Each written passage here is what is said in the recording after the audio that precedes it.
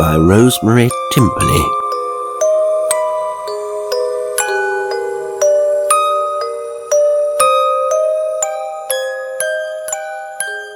Such ordinary things make me afraid. Sunshine, sharp shadows on grass, white roses, children with red hair, and the name Harry. Such an ordinary name. Yet the first time Christine mentioned the name, I felt a premonition of fear. She was 5 years old, due to start school in 3 months' time. It was a hot, beautiful day, and she was playing alone in the garden, as she often did. I saw her lying on her stomach in the grass, picking daisies and making daisy chains with laborious pleasure. The sun burned on her pale red hair and made her skin look very white. Her big blue eyes were wide with concentration. Suddenly, she looked towards the bush of white roses which cast its shadow over the grass, and smiled. "Yes, I'm Christine," she said. She rose and walked slowly towards the bush, her little plump legs defenceless and endearing beneath the too short cotton skirt. She was growing fast. "With my mummy and daddy," she said clearly. Then, after a pause, "Oh, but they are my mummy and daddy." She was in the shadow of the bush now. It was as if she'd walked out of the world of light into darkness. Uneasy, without knowing why, I called her. "Chris, what are you doing?" "Nothing." "Come indoors now," she said. "I must go in now. Goodbye." Then walked towards the house. "Chris, who were you talking to?" "Harry," she said. "Who's Harry?" "Harry." I couldn't get anything else out of her, so I just gave her some cake and milk and read to her until bedtime. As she listened, she stared out at the garden. Once she smiled and waved. It was a relief to tuck her up in bed and feel she was safe.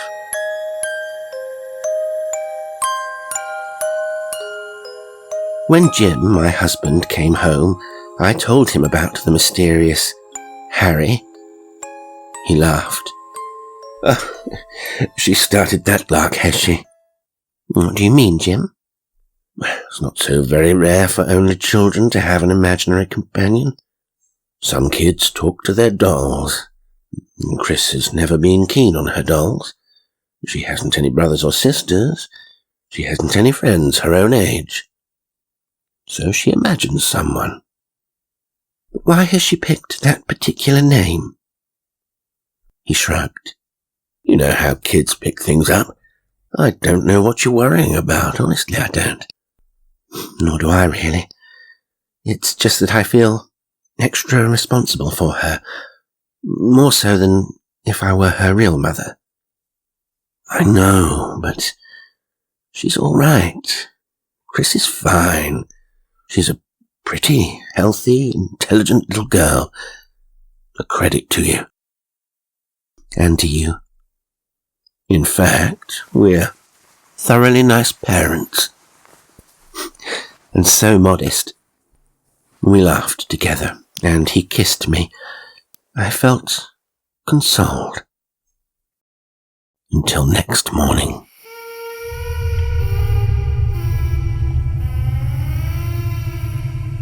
Again, the sun shone brilliantly on the small, bright lawn and white roses. Christine was sitting on the grass, cross-legged, staring towards the rose bush, smiling. "Hello," she said. "I hoped you'd come, because I like you. How old are you?" "I'm only 5 and a piece." "I'm not a baby. I'm going to school soon, and I shall have a new dress, green one." Do you go to school? What do you do then?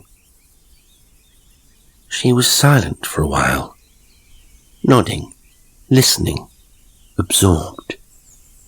I felt myself going cold as I stood there in the kitchen. Don't be silly. Lots of children have an imaginary companion, I told myself desperately.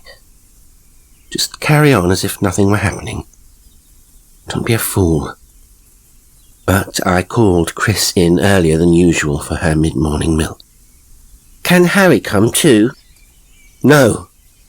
The cry burst from me harshly. Goodbye, Harry. I'm sorry you can't come in, but I've got to have my milk, Chris said, and then ran towards the house. Why can't Harry have some milk too? She challenged me. Who is Harry, darling? Harry's my brother. But Chris, you haven't got a brother. Daddy and Mummy have only got one child. One little girl. That's you. Harry can't be your brother. Harry's my brother. He says so. She bent over the glass of milk and emerged with a smeary top lip. Then she grabbed at the plate of biscuits. At least, Harry hadn't spoilt her appetite. I didn't mention any of this to Jim that night. I know he'd only scoff as he'd done before. But when Christine's Harry fantasy went on day after day, I found it got more and more on my nerves. One Sunday, when Jim heard her at it, he said, I'll say one thing for imaginary companions. They help a child on with her talking. Chris is talking much more freely than she used to. With an accent, I blurted out. An accent? A slight Cockney accent. My dearest, every London child gets a slight Cockney accent. It'll be much worse when she goes to school and meets lots of other kids. We don't talk Cockney. Where does she get it from? Who can she be getting it from except I couldn't say the name. The baker, the milkman, the dustman, the coalman, the window cleaner. Want any more? I suppose not. I laughed, rather ruefully. Do you know what I think you should do to put your mind at rest? What? Take Chris along to see old Dr. Webster tomorrow. Let him have a little talk with her. Do you think she's ill? In her mind? Oh, good heavens, no. But when we come across something that's beyond us, it's as well to take professional advice. Next day I took Christine to see Dr. Webster. I left her in the waiting room while I told him briefly about Harry. He nodded sympathetically. Then he said, It's a fairly unusual case, Mrs. James, but by no means unique. I've had several cases of children's imaginary companions becoming so real to them that parents got the jitters. Christine is rather a lonely little girl, isn't she? She doesn't know any other children. We are new to the neighbourhood, you see. But that will be put right when she starts school. And I think you'll find that when she goes to school and meets other children, these fantasies will disappear. You see, every child needs company of her own age, and if she doesn't get it, she invents it. Older people who are lonely talk to themselves. That doesn't mean that they're crazy, just that they need to talk to someone. The child is more practical. Seems silly to talk to oneself, she thinks, so she invents someone to talk to. I honestly don't think you've anything to worry about. That's what my husband says. I'm sure he does. Still, I'll have a chat with Christine as you've brought her. Leave us alone together. I went to the waiting room to fetch Chris. She was at the window. She said, Harry's waiting. Where, Chris? I said, quietly. There, by the rose bush. The doctor had a bush of white roses in his garden. There's no one there, I said. Chris gave me a glance of unchildlike scorn. "Dr. Webster wants to see you now, darling," I said, shakily. "You remember him, don't you? He gave you sweets when you were getting better from chicken pox." "Yes," she said, and went willingly enough to the doctor's surgery. I waited restlessly. Faintly I heard their voices through the wall, heard the doctor's chuckle, Christine's high peal of laughter. She was talking away to the doctor in a way she didn't talk to me. When they came out, he said, "Nothing wrong with her whatever. She's just an imaginative little monkey. A word of advice, Mrs. James. Let her talk about Harry. Let her become accustomed to confiding in you. I gather you've shown some disapproval of this brother of hers, so she doesn't talk much to you about him. He makes wooden toys, doesn't he, Chris?" "Yes, Harry makes wooden toys." "And he can read and write, can't he?" "And swim and climb trees and paint pictures. Harry can do everything. He's a wonderful brother."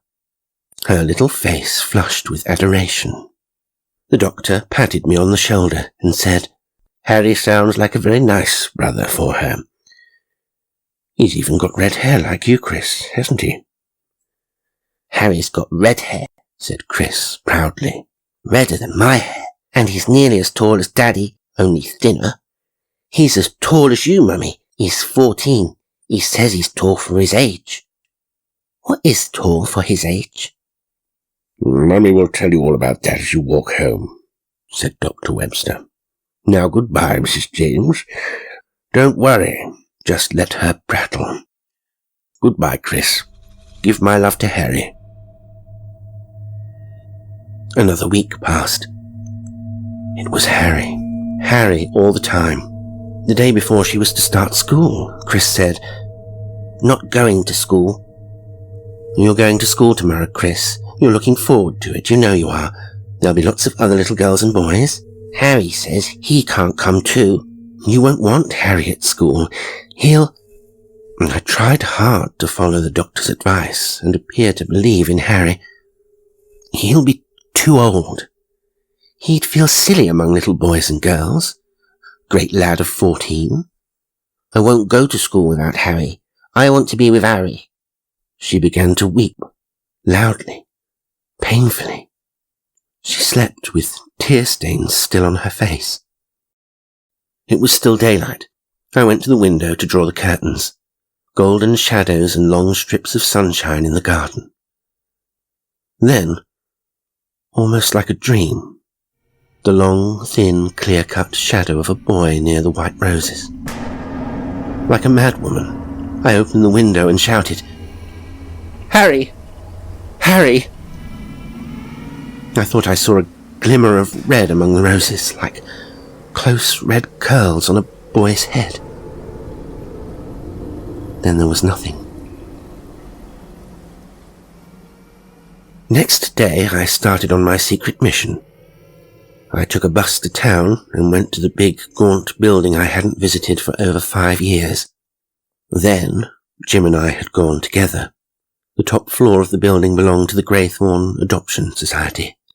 I climbed the 4 flights and knocked on the familiar door with its scratched paint. Miss Cleaver, a tall, thin, grey-haired woman with a charming smile, plain, kindly face, and a very wrinkled brow, rose to meet me. "Mrs. James, how nice to see you again. How's Christine?" "She's very well, Miss Cleaver. I'd better get straight to the point. I know you don't normally divulge the origin of a child to its adopters and vice versa, but I must know who Christine is." "Sorry, Mrs. James," she began. "Our rules—" "Please let me tell you the whole story. Then you'll see I'm not just suffering from vulgar curiosity." And I told her about Harry. When I'd finished, she said, "It's very queer indeed. Mrs. James, I'm going to break my rule for once. I'm going to tell you in confidence where Christine came from." She was born in a very poor part of London. There were 4 in the family: father, mother, son, and Christine herself. Son? Yes, he was 14 when it happened. When what happened? Let me start at the beginning. The parents hadn't really wanted Christine. The family lived in one room at the top of an old house, which should have been condemned by the sanitary inspector, in my opinion. It was difficult enough when there were only 3 of them, but with a baby as well, life became a nightmare. The mother was a neurotic creature, slatternly, unhappy, too fat. After she'd had the baby, she took no interest in it. The brother, however, adored the little girl from the start. He got into trouble for cutting school so he could look after her. One morning, in the small hours, a woman in the ground floor room saw something fall past her window and heard a thud on the ground. She went out to look. The son of the family was there, on the ground. Christine was in his arms. The boy's neck was broken. He was dead. Christine was blue in the face, but still breathing faintly. The woman woke the household, sent for the police and the doctor, and then they went to the top room, and they had to break down the door, which was locked and sealed inside. An overpowering smell of gas greeted them, in spite of the open window. They found husband and wife dead in bed, and a note from the husband saying, "I can't go on. I am going to kill them all. It's the only way." The police concluded that he'd sealed up door and windows and turned on the gas when his family were asleep, then lain beside his wife until he drifted into unconsciousness and death. But the son must have wakened. Perhaps he struggled with the door but couldn't open it. He'd been too weak to shout. All he could do was pluck away the sills from the window, open it, and fling himself out, holding his adored little sister tightly in his arms. So her brother saved her life and died himself, I said. Yes, he was a very brave boy. Perhaps he thought not so much of saving her as keeping her with him. Oh dear, that sounds ungenerous. I didn't mean to be. Miss Cleaver? What was his name? I'll have to look that up for you. She referred to one of her many files and said at last, the family's name was Jones, and the 14-year-old brother was called Harold. And did he have red hair? I murmured. That I don't know, Mrs. James. But it's Harry. The boy was Harry. What does it mean? I can't understand it. It's not easy, but I think perhaps deep in her unconscious mind, Christine has always remembered Harry, the companion of her babyhood. We don't think of children as having much memory, but there must be images of the past tucked away somewhere in their little heads. Christine doesn't invent this Harry. She remembers him so clearly that she's almost brought him to life again. May I have the address of the house where they lived?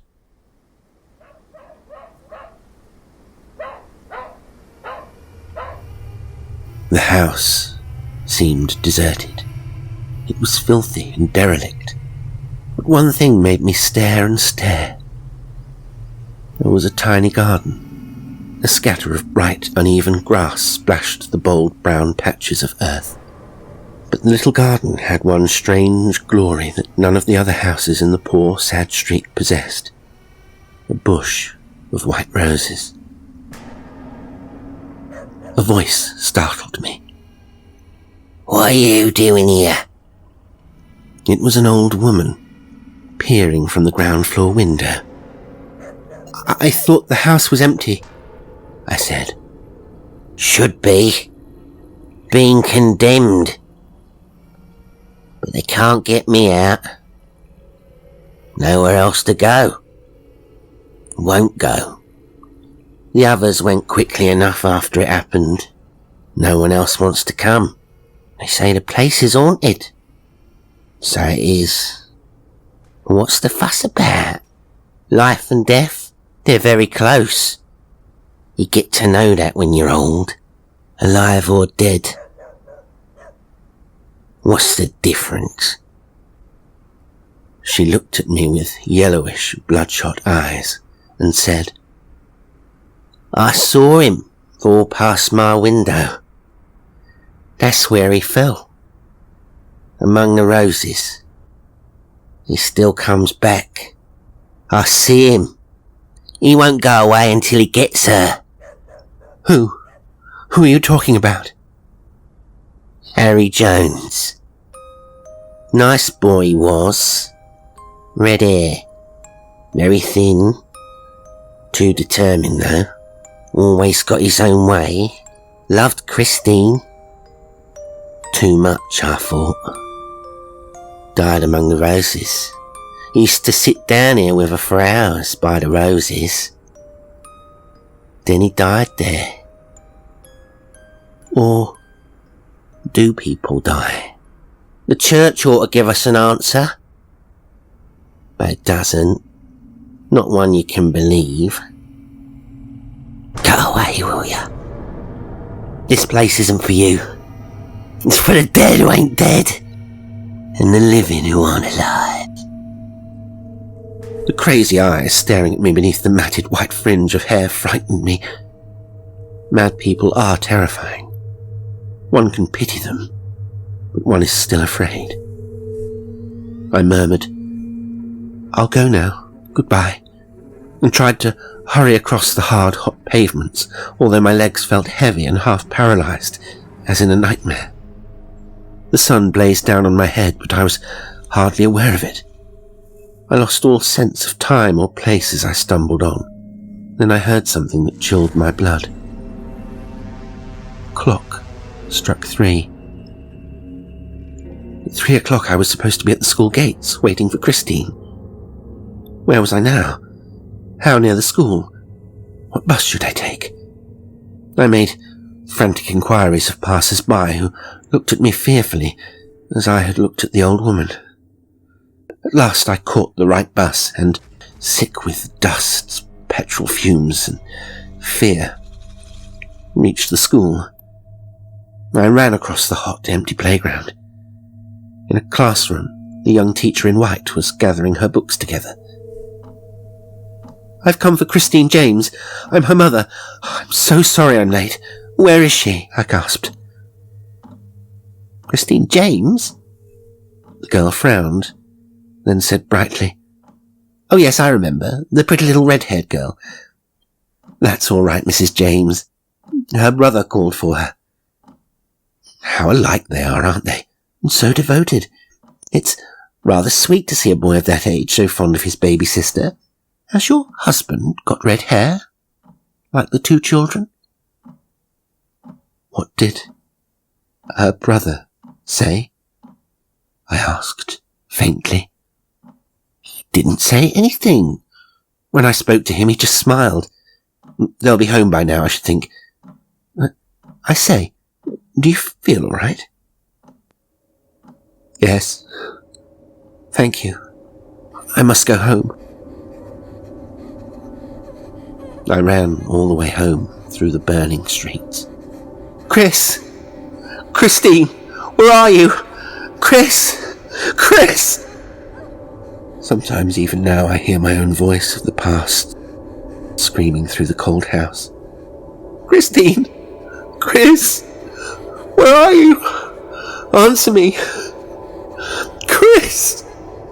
Then, Harry, don't take her away. Come back! Harry! Harry! Demented, I rushed out into the garden. The sun struck me like a hot blade. The roses glared whitely. The air was so still I seemed to stand in timelessness, placelessness. For a moment I seemed very near to Christine, although I couldn't see her. Then the roses danced before my eyes and turned red. The world turned red, blood red, wet red. I fell through the redness to blackness, to nothingness.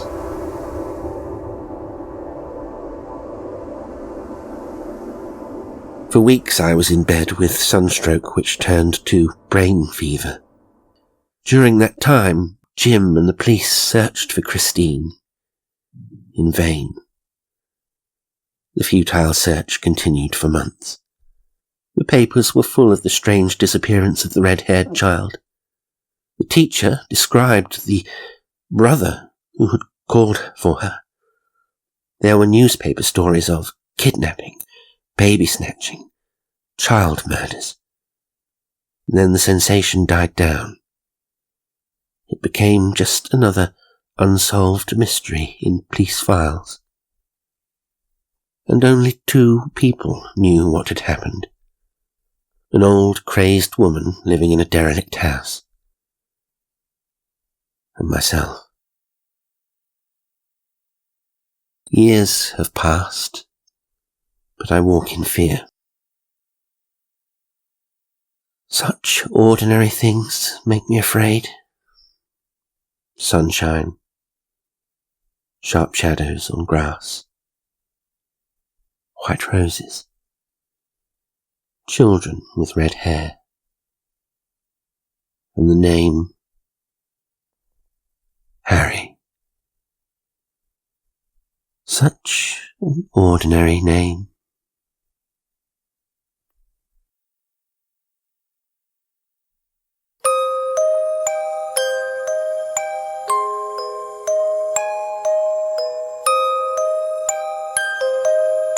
Today's story was Harry by Rosemary Timperley. It was read by Jasper L'Estrange. Well, I do hope you enjoyed it, and until next time, sweet dreams.